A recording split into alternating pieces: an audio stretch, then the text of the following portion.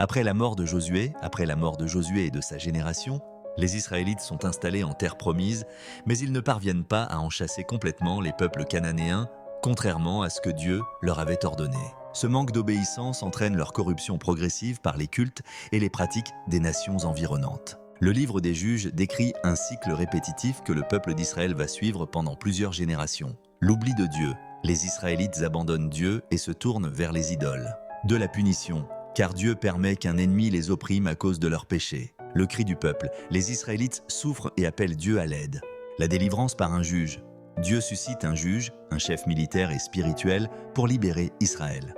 Une période de paix. Tant que le juge vit, Israël reste fidèle, mais après sa mort, le peuple retombe dans l'idolâtrie et le cycle recommence. Plusieurs tribus d'Israël combattent pour prendre possession du territoire, mais elles ne chassent pas totalement les Cananéens.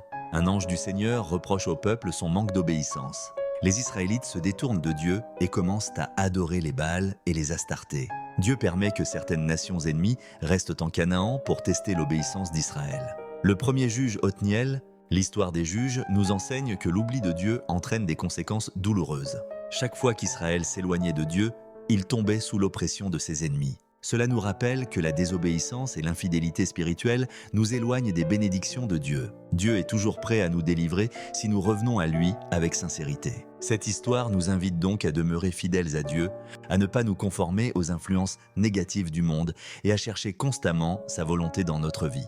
Si tu aimais la vidéo, laisse un cœur, commente et partage-la, car cela fait partie de l'évangélisation.